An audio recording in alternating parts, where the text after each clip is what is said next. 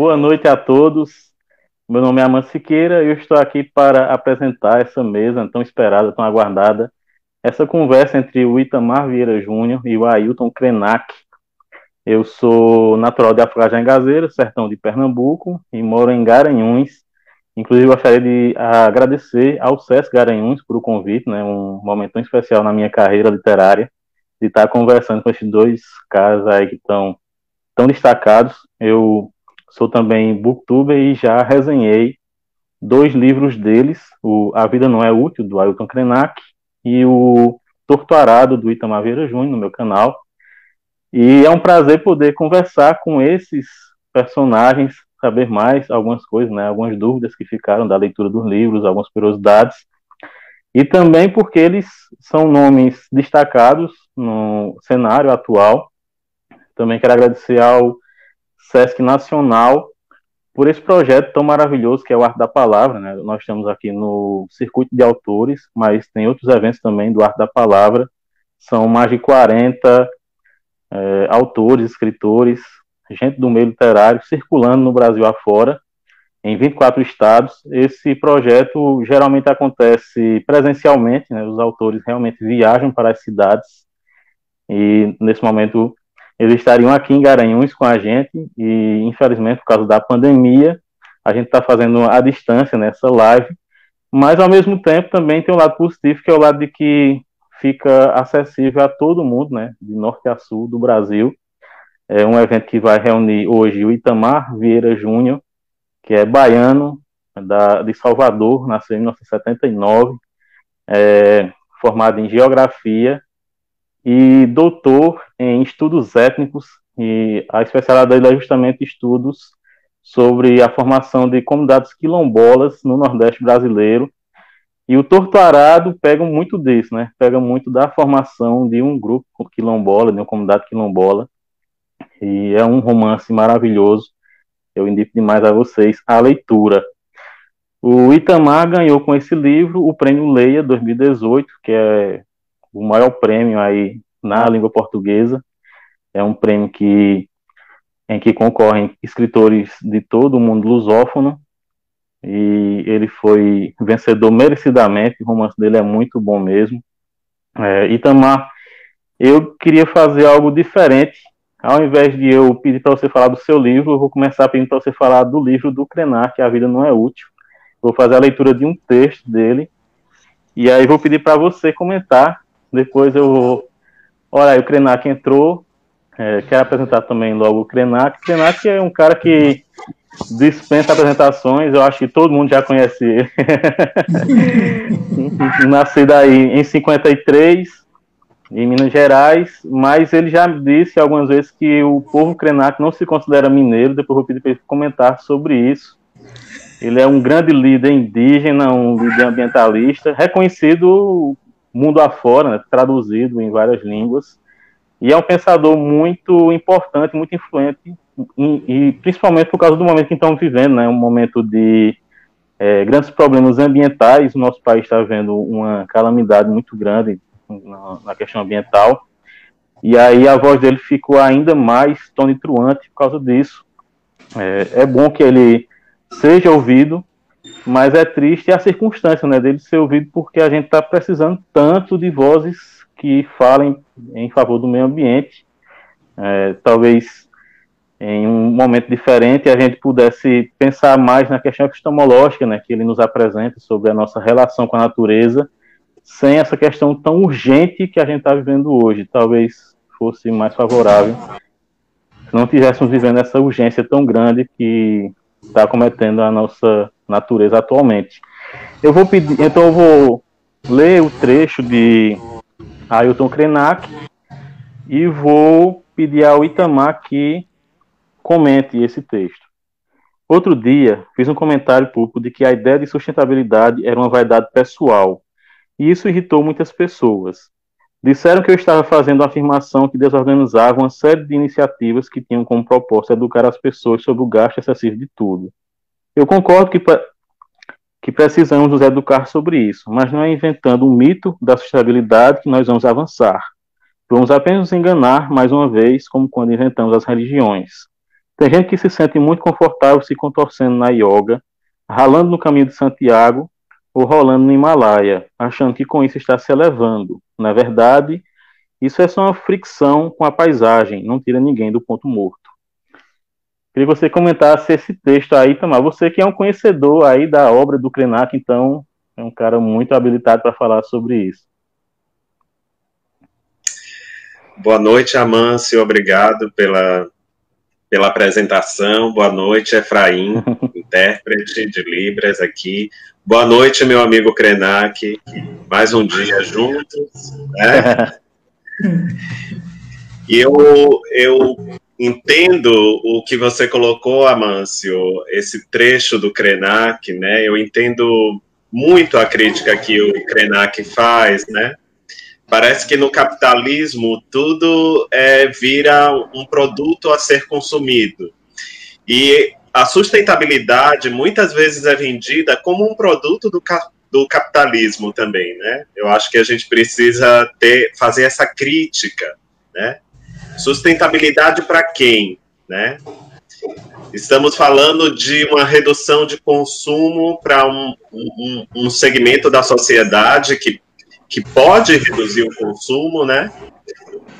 Mas, em compensação, temos outros segmentos da sociedade que sequer podem consumir, né? E o que é que não entra também, eu penso que o Krenak coloca isso também, tem coisas, né? Tem outros seres que não humanos, que não entram nessa conta da sustentabilidade, né? A fauna, a flora, né? A paisagem, tudo isso não entra nessa conta da sustentabilidade.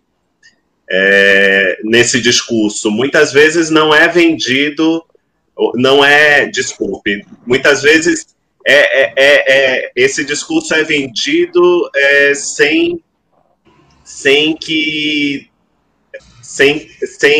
critérios, né? Sem que isso possa, de fato, promover uma mudança na nossa relação com o mundo, né? Na relação de pessoa para pessoa, de pessoa para o mundo. E aí, quando eu falo mundo, eu estou falando de tudo. Eu estou falando dos seres sencientes, né? Seja da fauna, da flora. Eu estou falando de um mundo senciente, né? Um mundo que sente também.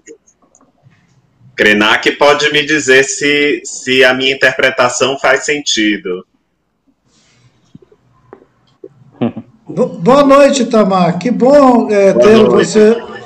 Que bom ter você comentando esse texto. Boa noite, Amâncio. Obrigado pela acolhida bacana aí no seu território. Eu já falei com o Itamar, a gente vai visitar vocês, aí vocês dão broa, dão café, dão essas bebidas gostosas pra gente. Hã? O lanchinho do Sesc, né, Krenak? Esse lanche do Sesc incrível, vocês estão tudo aí com esse lanchinho, todo mundo está aí tomando o lanche do Sesc. Então vamos agradecer ao Sesc de inventar essa fantasia dos nossos encontros para substituir nossas viagens. Porque é claro que a gente queria estar indo visitar uns aos outros. Mas o Itamar estava lembrando que quando eles suspenderam o programa por causa da Covid, a gente falou, nossa senhora, vamos fazer o que esse ano? E quando eles criaram a oportunidade de a gente fazer esses encontros virtual, na verdade deu tanta alegria na gente que parecia aquela história do rabino. Vocês já escutaram a história de um rabino que prendeu um bode na sala dos parentes dele? Aquela turma de judeu estava reclamando demais, porque o mundo estava uma desgraça, eles viviam na Espanha, estavam matando todo mundo, estava uma coisa meio Covid, parecida com essa situação nossa. E o rabino viu que aquela família estava muito chateada e foi lá. O rabino chegou e botou um bode dentro da sala, fechou a sala e foi embora. O bode fedia muito, passou um tempo, o rabino voltou lá e tirou o bode. E mandou perguntar para a família como é que estavam as coisas. Eles falaram que estava maravilhoso. Então agora, por exemplo, que tiraram o bode, deixa a gente fazer esses encontros virtual, a gente tá maravilhoso. Mas é bom a gente não esquecer que o bode está na sala. Então, um dia nós ainda vamos escrever um conto cujo título vai ser O Bode Ainda Está na Sala. O desenvolvimento, essa coisa toda, ela é uma dinâmica interna do capitalismo, não tem jeito. Tanto que eles têm uma conversa de dizer que tudo que está na natureza é externalidade. Externalidade, está fora. Eu vi um documentário mostrando aí, em Pernambuco, uma área de mangue, que uma incorporadora estava fazendo uns prédios enormes. Ora, aqueles prédios são sustentáveis. Eles arregaçaram com mangue, eles mataram as pessoas, expulsaram todo mundo, e aqueles prédios são sustentáveis, com certeza são sustentáveis. Eles ganham as licenças, eles ganham incentivo e tudo, porque eles são sustentáveis. Aí você fala, como é que é sustentável? Se vocês arregaçaram com esse lugar, acabaram com tudo, para fazer um prédio tão bacana. Ele falou, não, porque o elevador é inteligente. Você chega lá na frente do elevador e fala, tal andar, aí o elevador leva você, ou ele anda de lado, e aqui venta, é tudo legal. Então a ideia da sustentabilidade é um rótulo, né, que você pode pregar ela, inclusive, numa lata de veneno. Você pode botar sustentável. Sustentável quer dizer que aquele veneno é veneno mesmo, ele mata. Então, assim, a sustentabilidade virou um apelo malandro. Antes de inventar a fake news, eles inventaram o filhote da fake news, que é a sustentabilidade. É um resumo, assim, para popularizar o termo. Mas quem ficou chateado mesmo com essa história de eu falar que sustentabilidade é um mito, foram aqueles gerentão, assim, dessas empresas, corporações todas, porque eles são gerentes de sustentabilidade.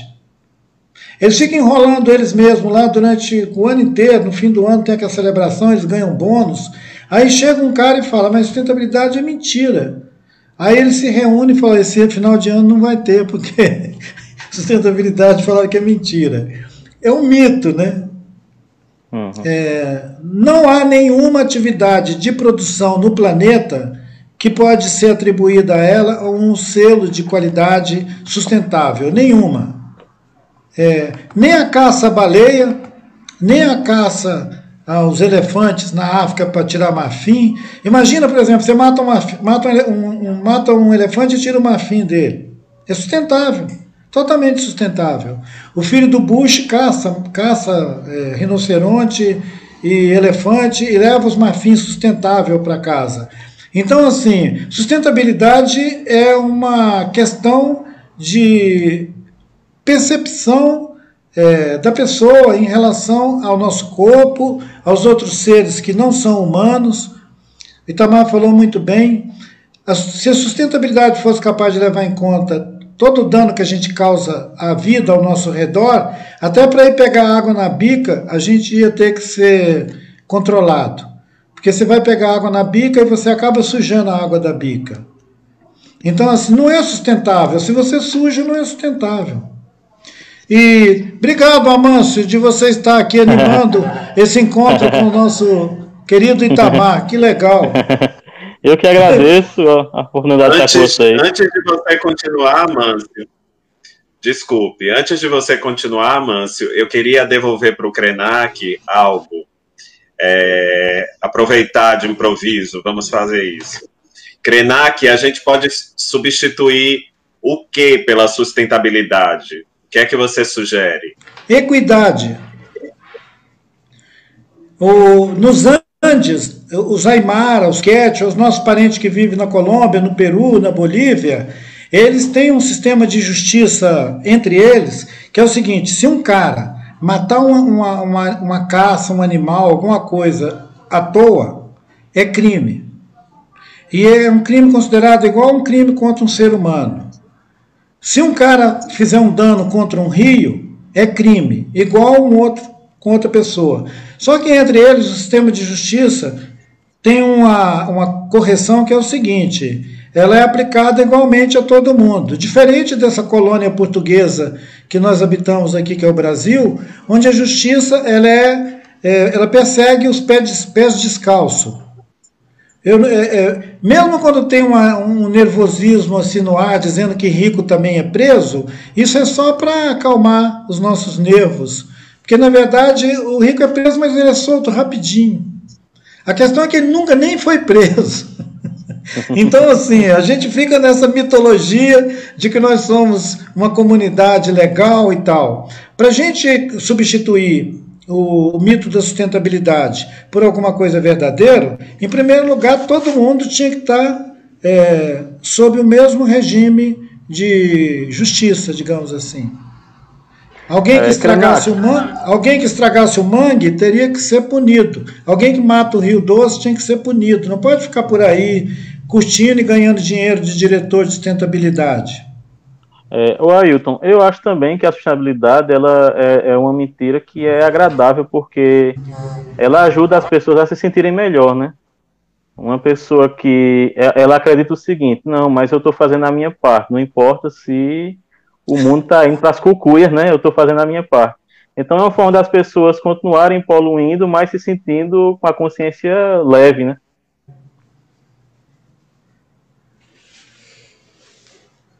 Obrigado, Efraim. Olha aqui, sobre a consciência leve e pesada. A sustentabilidade é montado num burro para com uma cenoura na ponta. O burro anda para comer a cenoura. Ele nem precisa bater no burro, o burro vai andando para comer a cenoura. Aqueles burros que ficam puxando também engenho, você põe uma coisa para ele pegar lá na frente, ele vai pegar, não precisa ficar tocando ele. Na dinâmica do capitalismo, a sustentabilidade é a cenoura do burro. A gente podia traduzir assim. Na dinâmica do capitalismo, a sustentabilidade é como a cenoura para o burro. Porque o cara acha que, como tudo é sustentável, ele pode consumir, ele pode trocar de carro todo ano, trocar de roupa, trocar de geladeira, trocar de celular, trocar de tudo, porque é sustentável. O celular está escrito sustentável, o pneu do carro está escrito sustentável, a lata de lixo está escrita sustentável, então tudo é sustentável, até o lixo é sustentável. Então todo mundo fica feliz pra caramba, comendo o mundo, sem se preocupar com nada. É isso mesmo, Amâncio, ele é um incentivo a mais consumo. Imagina se o capitalismo tivesse que explicar para as pessoas que para ele fazer um pneu, ele tem que estragar alguma coisa. E que aquele pneu depois não tem jeito de usar aquilo vai para o lixão. Ailton, eu vou pedir para você comentar um texto do Torto Arado, do Itamar Vieira Júnior. Eu vou ler aqui o texto e aí eu peço para você fazer um comentário. Com Zeca Chapéu Grande, me embrenhava pela mata nos caminhos de ida e de volta, e aprendia sobre as ervas e raízes. Aprendia sobre as nuvens, quando haveria ou não chuva, sobre as mudanças secretas que o céu e a terra viviam. Aprendia que tudo estava em movimento, bem diferente das coisas sem vida que a professora mostrava em suas aulas. Meu pai olhava para mim e dizia: o vento não sopra, ele é a própria viração. E tudo aquilo fazia sentido. Se o ar não se movimenta, não tem vento. Se a gente não se movimenta, não tem vida. Ele tentava me ensinar, atento ao movimento dos animais, dos insetos, das plantas, alumbrava meu horizonte quando me fazia sentir no corpo as lições que a natureza havia lhe dado. Meu pai não tinha letra, nem matemática, mas conhecia as fases da lua. Sabia que na lua cheia se planta quase tudo. Que mandioca, banana e frutas gostam de plantio na lua nova. Que na lua minguante não se planta nada, só se faz carpina e coivara. Sabia que para um pé crescer forte tinha que se fazer a limpeza todos os dias, para que não surgisse praga. Precisava apurar ao redor do caule de qualquer planta, fazendo montículos de terra. Precisava aguar da mesma forma, para que crescesse forte. Meu pai, quando encontrava um problema na roça, se deitava sobre a terra com o ouvido voltado para seu interior, para decidir o que usar, o que fazer, onde avançar, onde recuar, como um médico à procura do coração.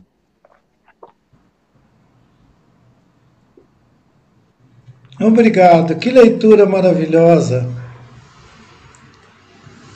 E que texto, hein? É maravilhoso. É o mestre da nossa Para além da... isso mesmo. É uma arte de narrar que faz as coisas se moverem.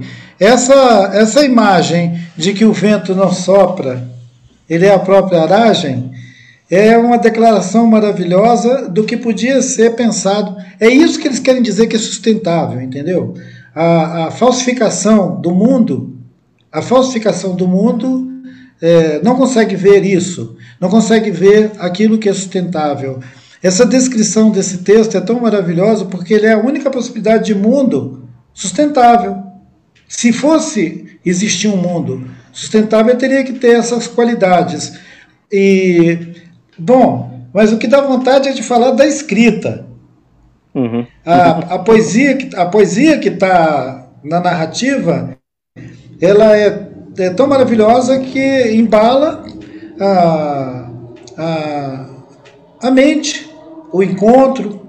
É um tipo de texto e de poética que consegue, ao mesmo tempo, trazer a novidade com uma graça narrativa que é incomum mesmo. A construção dessas imagens de alguém que se afeta com a natureza dessa maneira, que se confunde com a natureza dessa maneira, é dar voz aos não-humanos, que é o ofício desse nosso querido Itamar, é dar voz a não-humanos. Cada vez mais você aprofunda a leitura do Itamar, você vê que ele está convocando outras vozes.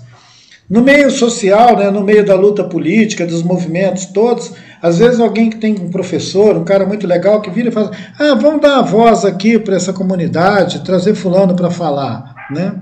Ora, o máximo que a gente consegue fazer é dar voz uns aos outros, porque são iguais a gente.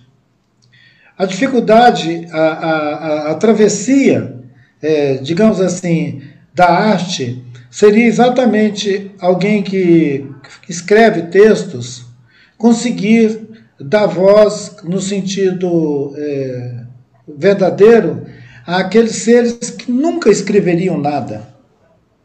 E que bom que a declaração desse narrador é de que o pai dele nunca foi a uma escola, não escreve, não lê, mas ele sabe uma linguagem que é a linguagem do mundo mesmo.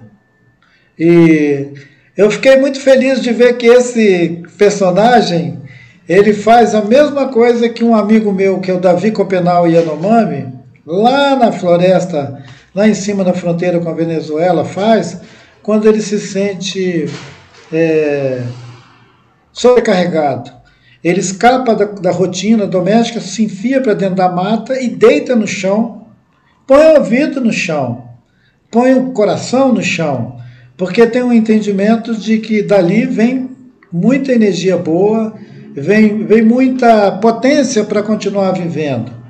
Esse entendimento da Terra como um ente que é vivo, que fala com a gente, é maravilhoso. Ter uma escrita dessa entre nós honra o campo da literatura, né? É um privilégio, né, para nós sermos contemporâneos de alguém que lida com a escrita de uma maneira tão como ofício, né? Vai lá, igual um carpinteiro, fazendo direitinho a sua mobília. É isso aí. Tecer balaios, né? Como tecer balaio, trançar balaio, que balaio bem trançadinho, assim que você olha, não tem nenhum furo. Então é isso aí, parabéns, maravilha. Eu falo as coisas, eu já disse, né? Eu não sou um escritor, eu sou um contador de história. E a maneira que as palavras que eu vou reunindo acabam constituindo um texto, para mim é uma surpresa.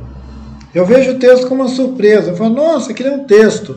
Mas eu sei que o Itamar trabalha a escrita de uma maneira tão doméstica. Ele trabalha a escrita como alguma coisa íntimo dele, né? Ele sabe o que é escrever. E diferente daqueles meninos que fugiam da escola, que pulavam a janela da escola, com certeza ele ficava a aula inteira lendo gramática. E gostava, Krenak, dos livros que os colegas não gostavam, assim, e eles não entendiam por que eu gostava tanto. Poderia ser coisa antiga, escrita há 1 século, 2 séculos, não fazia diferença para mim. Mas essa leitura do Amâncio me fez pensar, Krenak, no que você propôs para a gente substituir o conceito de sustentabilidade, né? Pensar a equidade. E aí eu voltei lá na Belonísia, falando do pai, né? E pensando que a relação daquelas pessoas com a terra, que é como me foi ensinada pelos trabalhadores e camponeses que eu encontrei, né? Ao longo dos últimos anos nesse país, é esse sentimento de equidade, né? De tratar tudo da mesma forma, né? Tudo tem vida, né? Tudo é dotado de força, de vida, de sentido, né? Tudo tem alma, né? Eu acho que é isso. A equidade é isso, é você olhar para a montanha e reverenciar essa montanha como um ser vivo e senciente, né? É você olhar para a terra, para a própria terra, né? E deitar a cabeça nela e imaginar que ali tem um coração, né? E que dela você vai escutar coisas preciosas, né? Esse bater, esse pulsar, né, da terra. Mais de 4 bilhões de anos, né? Girando e vagando por esse universo, né? Tem muita história para nos dar. E a sustentabilidade é o contrário, né? É, como o Amâncio disse, é tirar um pouco da culpa, da nossa culpa, né? Mas é uma tentativa vã de tirar essa culpa. Eu acho que a culpa só vai embora quando a gente praticar a equidade mesmo. E essa relação que a gente tem hoje com a Terra, de separação, né, da Terra, da natureza, é algo muito moderno, não é algo que a gente às vezes pensa que é da civilização ocidental, mas não é. Isso é algo ali já do século XVII, XVIII. Talvez o espírito do protestantismo, né, do capitalismo, como o Weber falava. Eu estou lendo A Cidade Antiga, do Fustel de Coulanges, e ele fala que as famílias antigas, né, as gens antigas, elas reverenciavam a terra, elas amavam a terra. Inclusive, se a pessoa morria e era enterrada numa terra, aquela terra era sagrada, então a família não podia deixar aquela terra para trás. O fogo familiar. Então, isso falando dos povos indo-europeus, né, principalmente os hindus e romanos e gregos. Então, era uma relação diferente, né? Como Krenak fala no seu A Vida Não É Útil, é uma relação realmente epistemológica, é uma coisa de você ver o mundo de forma diferente, eu até diria ontológica, né? Sobre o ser e o ser no mundo. Mas, o Itamar, eu queria aproveitar o ensejo, né? Já que o Krenak falou sobre o fato de você dar voz aos que não têm voz, inclusive aos seres. A narradora da terceira parte do seu livro é uma entidade, né, uma encantada. E eu queria saber de você sobre essa. Eu fiquei muito na dúvida, eu não conheço esse detalhe das religiões, sobre essas festas de Jaré e sobre esses encantados. Que você falasse mais ou menos sobre isso, se você vivencia isso no seu dia a dia, de onde veio essa inspiração de colocar essa entidade como uma narradora. Eu achei isso muito interessante. Amâncio, há 10 anos, há pouco mais de 10 anos, eu não conhecia o Jaré como expressão cultural, né, dos povos da Chapada Diamantina. E numa dessas viagens eu passei a ter contato, né, eu conhecia alguém que falou do Jaré, depois no meu retorno eu encontrei outras pessoas falando do Jaré, e toda vez que eu voltava eu encontrava, até que eu passei a frequentar as casas, né, de Jaré, a participar das brincadeiras, a ouvir relatos do passado, porque era uma forma de adentrar naquele universo, né, na cosmovisão daquelas pessoas e entender seus mundos também. Então, eu ia com muita atenção, né, só para escutar, só para participar, para conhecer. E daí a escrita do romance, depois que eu defini que a história se passaria na Chapada Diamantina, o Jaré foi inevitável não encontrar o Jaré na escrita do romance, né? E o Jaré vem como uma cosmovisão de mundo mesmo, né? Uma cosmovisão muito própria de mundo. Então, eu me preocupei, Amâncio, em não escrever essa história e não narrar o Jaré com um toque de exotismo, né? Algo que para a gente pode parecer mágico, né? Para a gente pode parecer exótico, porque a gente não convive com isso todo dia. Mas como essa história é narrada a partir da perspectiva daqueles personagens, então o que eu tento transmitir ao longo da história é o Jaré como uma visão de mundo daquelas pessoas. A partir desse propósito, eu cheguei à terceira narradora. Quando eu comecei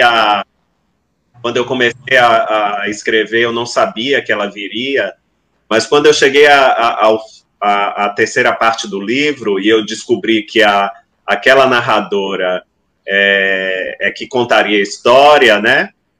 Para mim foi como narrar, mas a partir desse olhar. Então não há nada de mágico naquilo. Se para o leitor parece algo estranho, né? A sua vivência, a forma como vive, o que eu queria contar ali é que para aquelas pessoas, né? Não seria difícil imaginar uma encantada, né? Uma encantada, é assim que eles chamam, como a Santa Rita Pescadeira, narrando uma parte da história. Porque ela faz parte da cosmovisão daquele grupo, né? Ela é um ser vivo, né? É um ser vivo. E tem sua vida, né, de outra forma, né? Em outra dimensão, mas é um ser que acompanha a história e é assim que as personagens narram, né?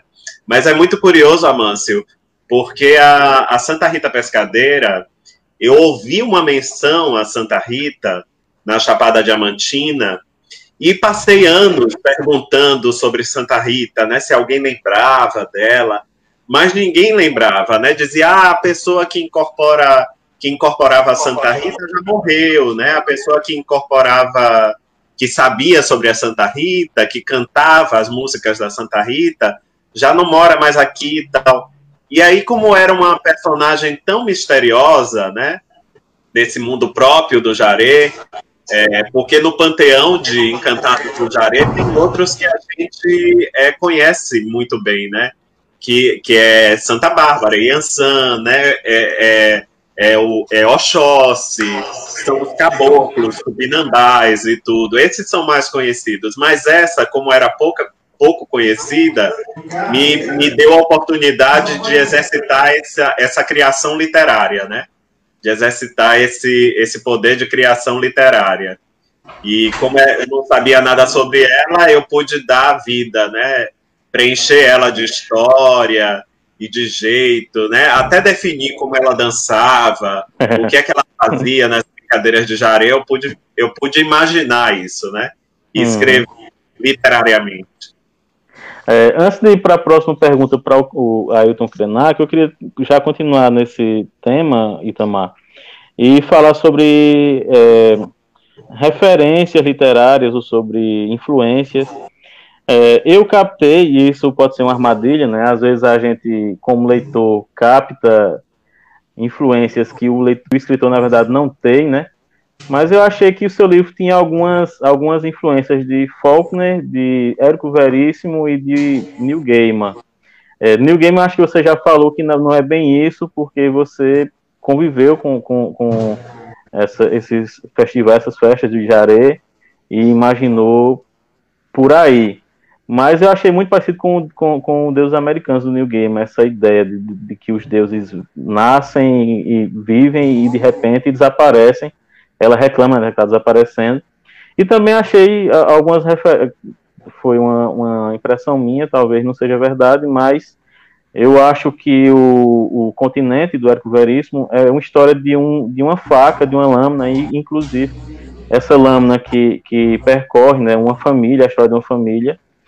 E tem a Bibiana, do Érico Veríssimo, que a Bibiana Terra Cambará. Você também tem a sua Bibiana. Então eu acabei fazendo essa ligação. Não sei se realmente você teve essa ligação, se você conhece essa obra. E também achei parecido com o Sonho e a Fúria do Faulkner. Eu queria que você comentasse se tem realmente essas influências literárias ou se não, se são coincidências que um leitor enxerga e outro não. Vou confessar algo para você. O Neil Gaiman eu nunca li.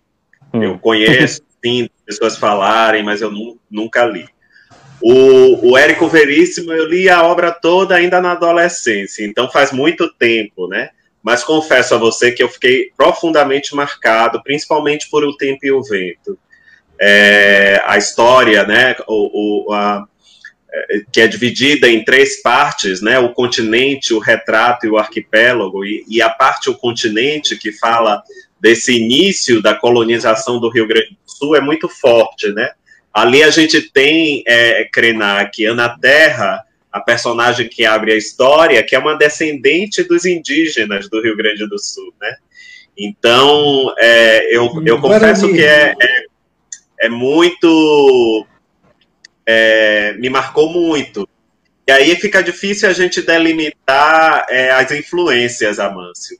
E o Faulkner é uma grande referência literária que eu tenho, né? Então é um autor que eu gosto muito. E uma coisa que eu gosto muito do Faulkner é que o Faulkner, ele sempre nos dá pontos de vistas diferentes numa história, né? Então a gente tem Enquanto Agonizo, Sonho e a Fúria, né? Palmeiras Bravas, Rio Velho. O Faulkner está sempre dando pontos de vistas diferentes a partir de vozes diferentes, né?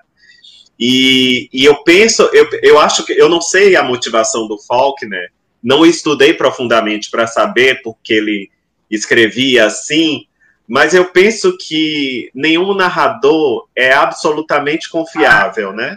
A história é uma questão. Então, cada personagem vai contar a história do seu jeito, né? Às vezes o mesmo acontecimento, dependendo do personagem, é percebido de uma forma diferente. Talvez essa seja a minha aproximação com o Faulkner, sim, né? Com o Faulkner, sim. E em relação ao Érico Veríssimo, eu confesso também que o nome Bibiana foi uma reunião de homenagens, né? Eu homenageei a personagem Bibiana, de O Tempo e o Vento, e homenageei também, aqui na Bahia a gente tem uma tradição, né, em Salvador, de grandes mulheres sacerdotisas, né, das religiões de matrizes africanas, uma linhagem de mulheres, né, fortes. E uma delas foi a Mãe Senhora, né, que era Maria Bibiana do Espírito Santo. Então, eu acho que foi uma reunião de homenagens, né? Que ótimo. Eu vou pedir desculpa a vocês que eu estou, às vezes, olhando aqui de lado, mas é porque eu estou acompanhando pela página do Arte da Palavra para ver os comentários do pessoal, se tem alguma pergunta. Quem quiser fazer pergunta, eu vou repassar aqui para Itamar ou para o Ailton. Enquanto não aparece nenhuma... Ailton, eu queria que você me falasse a respeito da tecnologia. Nós estamos aqui usando aparelhos tecnológicos, aparelhos com bateria de lítio, e eu queria saber de você, como é que você enxerga essa questão da tecnologia? Ela é ainda apenas uma vilã, ou ela pode também ser uma solução para o nosso grande problema ambiental? Como é que você enxerga o futuro em relação ao nosso uso das tecnologias? Então, Amâncio, a tecnologia, na verdade, ela não pode ser apontada como vilã, assim como você não pode também achar na tecnologia alguma coisa de virtude. Nós estamos aqui nos referindo a cosmovisões, a perspectivas que acolhem a existência de muitos seres, né, não humanos. Agora, evidentemente que tecnologia não constitui entidades no sentido transcendental. Tecnologia é um aparato que nós, os humanos, desenvolvemos e manipulamos. E eu me interessei um pouco por essa pegada do debate acerca da ciência e tecnologia com um colega que nasceu no Chile, do povo Mapuche, né? Portanto, é de um povo que tem outra cosmovisão. Ele estudou engenharia naval e veio para o Brasil. Ele veio para as nossas universidades brasileiras há cerca de 15 anos atrás, 20 anos atrás. Eu, conversando com ele, a gente se interessou e nós produzimos um artigo juntos, falando sobre ciência e tecnologia. Foi muito interessante ele ler alemão, inglês, italiano e tudo. Do José Aravena, o meu amigo do Chile, veio para o Brasil, veio para a Universidade Federal do Rio de Janeiro, depois veio para a Universidade Federal de Juiz de Fora, onde nós colaboramos lá na produção de um artigo, onde a gente consegue distinguir um período da história em que ciência e tecnologia se dissociaram. É como se a parte do conhecimento tivesse escapado ao controle e ganhou esse status de técnica, tecnologia. Aravena lembra que antes os gregos tinham a tekne. A tekne era uma entidade, digamos assim. A tekne era alguma coisa que tinha um sentido para além disso, que o cientificismo e que a lógica ocidental foi imprimindo ao longo do tempo a ideia de que os humanos podiam descolar conhecimento de técnica. Então, a tecnologia é quando a técnica disparou. Antes era técnica, depois virou tecnologia. Disparo é uma dissociação do conhecimento e da técnica. A técnica é uma coisa especializada. Você pode especializar um camarada para ele produzir robôs igualzinho a nós. Ele vai ser especializado em fazer isso. Mas ele vai ser incapaz de escrever um poema, um parágrafo, um texto de qualquer coisa. Porque ele foi treinado para fazer entendimento. Ela não é, a tecnologia em si não é nada. Nós é que imprimimos sentido à tecnologia. Inclusive dizer se ela é boa ou se ela é má, isso é um problema exclusivamente humano.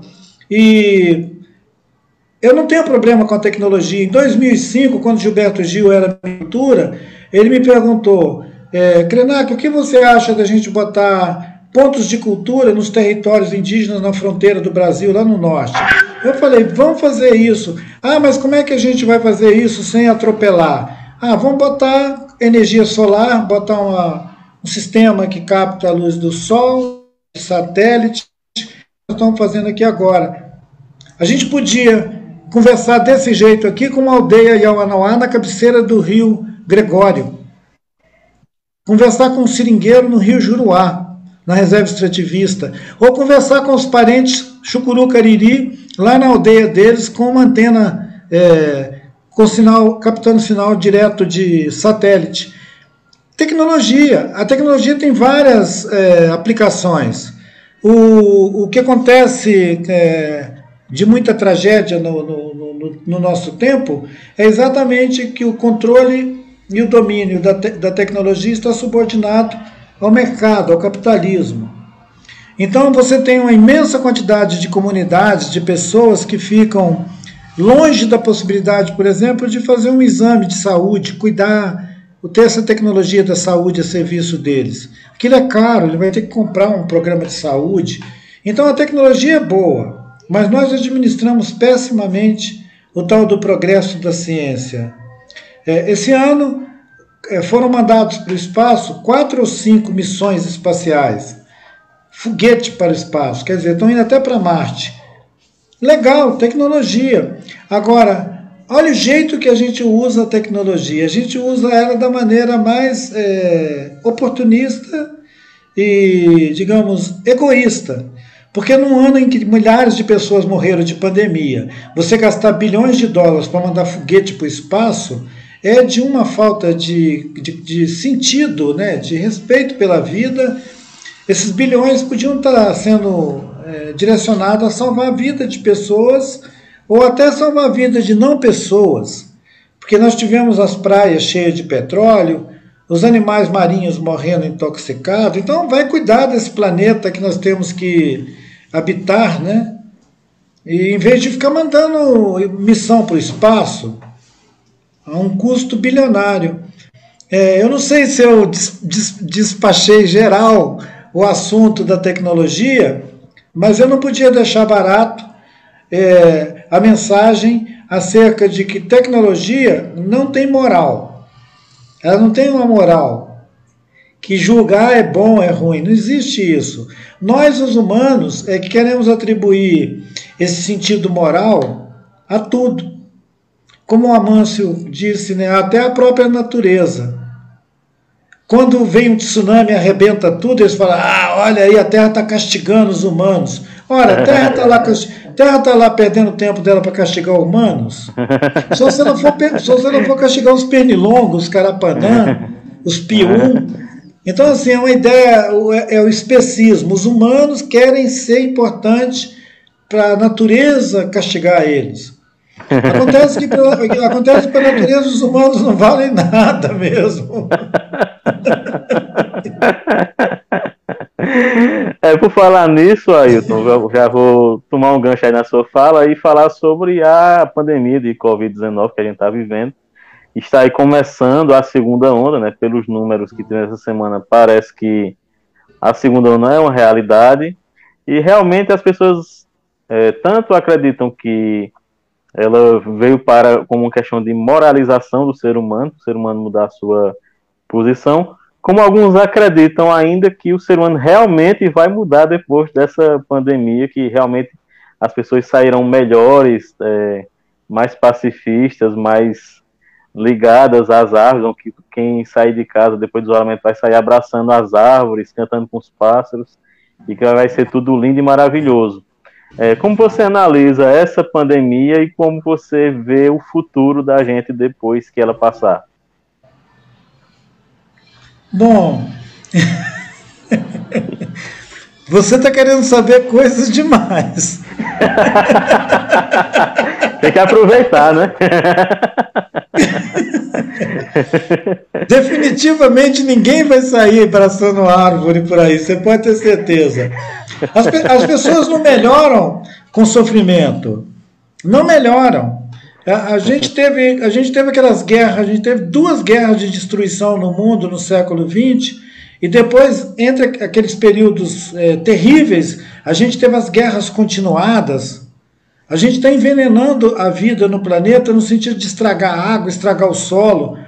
Outro dia o pessoal da Organização para a Qualidade da Terra, né, como é que chama? FAO,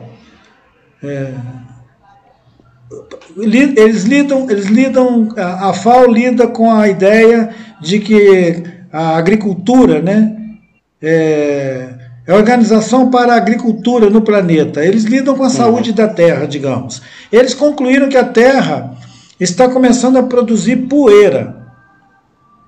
Isso que os nossos avós ensinaram para a gente, que é a Terra estável, saudável, ela está ficando com uma pele que é poeira. Porque a primeira camada do solo agriculturável, que já levou tanta droga, tanto veneno, tantas socando ele com máquinas e tudo, ao invés de você ter solo, você está tendo poeira. E isso vem junto com a desertificação. Então a desertificação é um adoecimento da camada do solo que a gente faz agricultura com ele. Quer dizer, nós estamos transformando o solo em poeira. Quando essa poeira começar a se espalhar por aí, não precisa vir vírus nenhum, não. A gente morre só com essa poeira, porque essa poeira tem tanta droga, tanto veneno químico nele, para produzir alimento, a gente já está comendo coisa com veneno. Depois vamos pegar poeira com veneno, quer dizer, vai ser um enterro só. Então, assim, é muita cara de pau imaginar que esse confinamento, a hora que você soltar essa gente, que eles vão sair bonzinhos. Não, eles vão sair furiosos. Como é que chama? Velozes e furiosos. Eles vão sair velozes e furiosos, comendo até poste. Ninguém vai abraçar a árvore, mas com certeza vão comer poste. Então, assim, eu estou parecendo o profeta do Apocalipse, mas eu acredito que o que sobrar disso, o que escapar disso, vai escapar valorizando a experiência da vida aqui na Terra e reconhecendo a beleza do poema do Carlos Drummond de Andrade, que fala o homem e as suas viagens. Eu não consigo declamar o poema do Drummond, O Homem e as Suas Viagens, eu precisaria ler. Mas é de uma beleza, e num outro encontro da Arte da Palavra que nós tivemos, eu e Itamar fomos brindados com a leitura do poema do Drummond, O Homem e Suas Viagens, que deixou a gente assim totalmente embalado na poesia do Drummond, e que devolve o homem para a Terra, ele devolve o humano para a Terra, e diz que a única maneira do humano se reconciliar com a Terra é fazendo a dangerosíssima viagem de si para si. E o Drummond é tão maravilhoso que ele quer dizer que essa viagem é perigosíssima. O maior perigo do mundo é o ser humano viajar para dentro dele mesmo, se conhecer. Decididamente, Amâncio, o ser humano não está interessado em conhecimento. O ser humano ele se arrebenta todo e continua fazendo tudo errado. E se não fosse a minha queda, assim, pela compaixão, eu diria que o ser humano é um caso perdido. Ailton, acho que com essa sua fala você contemplou aqui um comentário do Giovanni Nartigal Maurício, que ele fala sobre essa questão de conseguirmos salvar o planeta Terra, e ele diz que infelizmente as pessoas não sabem nem de onde vem a água que está nas suas torneiras, né, as crianças de hoje. Então realmente é uma questão de a gente conseguir rever a nossa relação com o mundo e saber também que o mundo é integrado, né? Se você queima uma floresta a 1000 quilômetros de distância, mas você faz parte do mundo em que essa floresta está. Tem pesquisas, por exemplo, atualmente que dizem que foi encontrado agrotóxico no leite materno das mulheres esquimós, agrotóxico que é usado no hemisfério sul, e foi encontrado no leite materno de mulheres esquimós que moram lá no Polo Norte, né? Então, o mundo está integrado, né? Aquela substância que você envenena o seu rio aqui, ela vai acabar desagando no oceano, então circula pelo planeta inteiro. Circula pelo planeta inteiro, não tem dúvida. E eu diria que se a gente fizer uma observação sobre como nós nos espalhamos pelo planeta, nós, os humanos, nós podíamos considerar que a gente perdeu totalmente a noção de territorialidade. E tanto faz aonde você está. E quando eu era jovem, eu ficava assim, abismado de imaginar a circulação das pessoas pelo planeta afora, e eu sempre achei escandaloso essas migrações voluntariamente, né? Agora nós estamos vivendo um desespero climático onde tem gente que foge de um lugar para o outro. O pessoal do Haiti está descendo para o Amazonas, buscando refúgio. Os parentes Uaural, que são um povo originário de lá da Venezuela, estão entrando por Roraima e estabelecendo acampamentos de refugiados em Manaus, em Boa Vista. Os nossos parentes da Bolívia já tiveram que migrar para dentro do Brasil, assim, fugindo da situação política e da situação social que eles vivem. Então a gente tem sempre uma batida pesada dessa que causa essa migração. Mas a gente tem que ter consciência de que nós estamos bagunçando geral os ecossistemas da Terra. Nós estamos andando para todo lado. Os Yanomami dizem que os humanos, especialmente os não Yanomami, são como porcos queixada, que fuçam tudo. Então esse resumo que os Yanomami dão da mobilidade dos humanos, quando eles dizem, eles parecem queixados, eles fuçam tudo.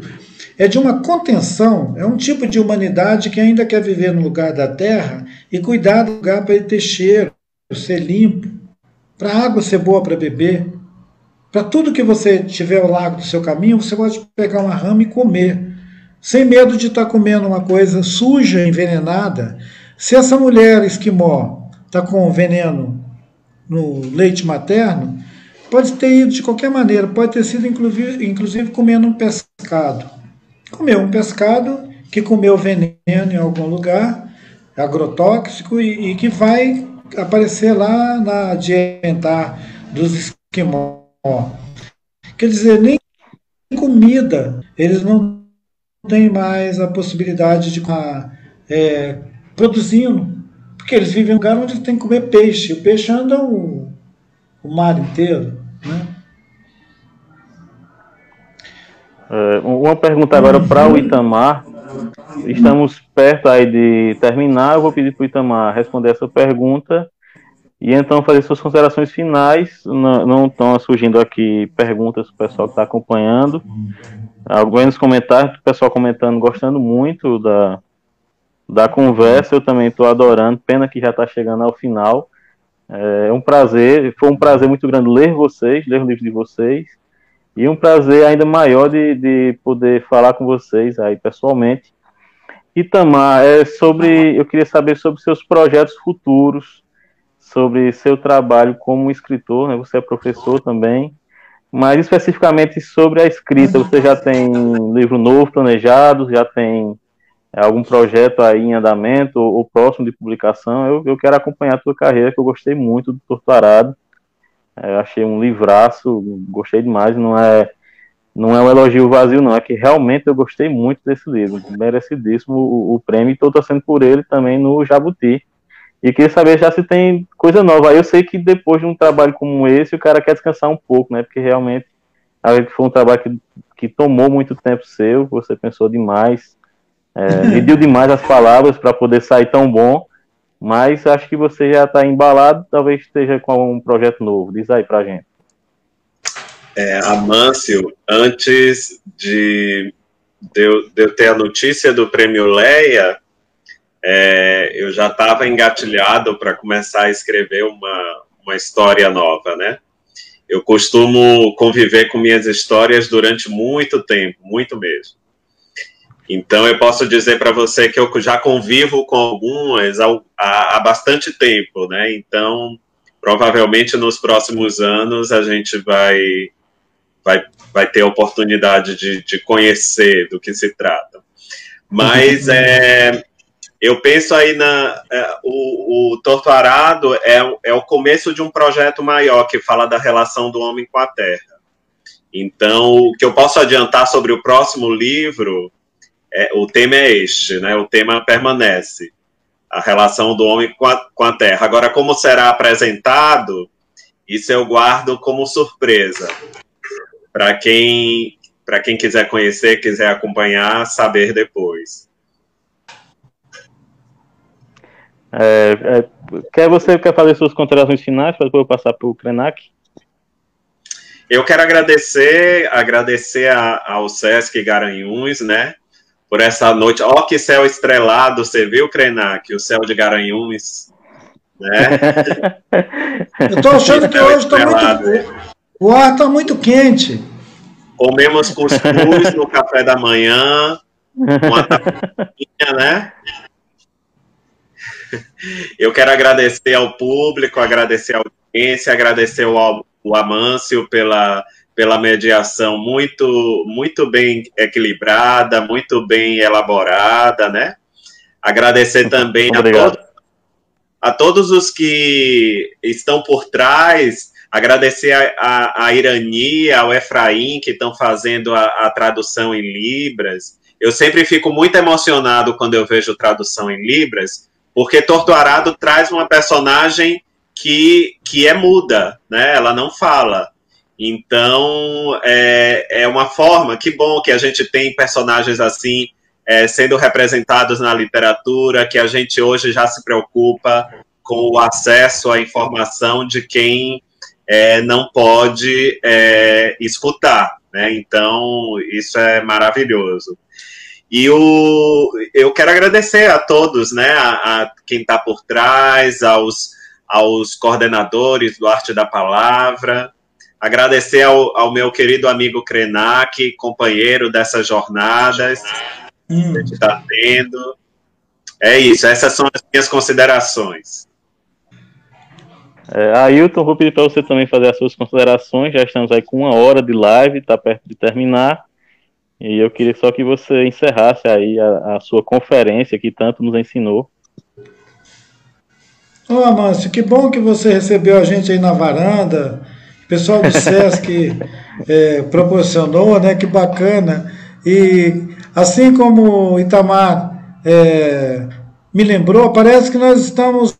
Aquela rodada dos autores que o Arte da Palavra nos proporcionou, eu acho que a gente está fechando o circuito essa semana, né?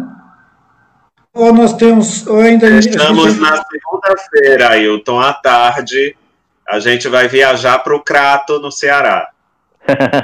Então a gente não precisa voltar para o SUST, a gente podia ficar por aqui. Não, a gente já vai daqui direto de Garanhuns para o Crato. Vamos andar por aqui, por essas praias também, aqui. Vamos. Sertãozão, esse sertãozão bonito do Nordeste. Eu tava pensando amanhã cedo a gente passar na feira para a gente pegar cajuína. Boa ideia, gostei da ideia. Me encomendaram para levar cajuína, eu vou levar. Comer então, olha. Comer pitomba. Que alegria estar com vocês. Essas coisas gostosas do Nordeste, né?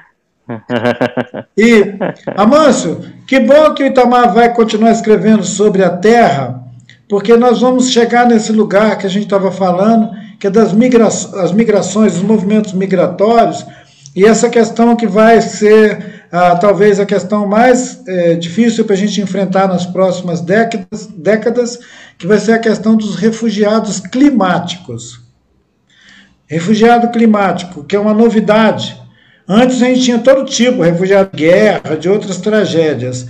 Agora nós estamos produzindo um evento fantástico dentro desse período que é chamado de antropoceno, que é quando nós começamos a desorganizar o clima do planeta.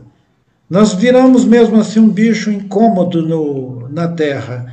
E eu imagino que se Glauber Rocha tivesse circulando por aí, ele ia pensar um filme daqueles bem escatológico mesmo, e ia terminar talvez com um meteoro caindo em algum lugar do planeta e fazendo todo mundo girar. Eu acho que o filme do Glauber ia ser uma ficção, uma ficção cangaceira, e provavelmente ela podia se chamar A Gira. Era que é para botar a terra para girar. Muito obrigado pela companhia de todos vocês. Um abraço. Boa noite, pessoal. Eu agradeço a conversa aí do Itamar, do Ailton Krenak. A gente aprendeu muito com vocês. E quero agradecer também ao Clécio Rimas, que ficou aí nos bastidores, organizando aí a live. E ao Efraim e a Irani, que fizeram no acompanhamento aí nas Libras. Muito obrigado. E obrigado também ao pessoal que assistiu até agora. Eu quero mandar, Mâncio, um abração para meu amigo Leonardo, que apareceu aqui, que está nos acompanhou ontem, Krenak, está acompanhando hoje. Manda um abraço para Leonardo, que é de Pernambuco, é um amigo de Pernambuco. Que bom. Eu vou agradecer também ao pessoal que está aí com a gente, Carminha Lins, que é a gerente aqui do SESC de Garanhuns, Nivaldo Tenório, Diana, Marcinha, o Giovanni, né? Muita gente boa aí acompanhando, Fernando Limão, o pessoal aqui de Garanhuns também compareceu em peso. Muito obrigado a todos. Foi uma conversa excelente. E lembrando que vai ficar aí no Arte da Palavra gravado, então quem não conseguiu assistir, vocês passem aí os links, que pode ser assistida depois também. Muito obrigado a todos, boa noite e até mais.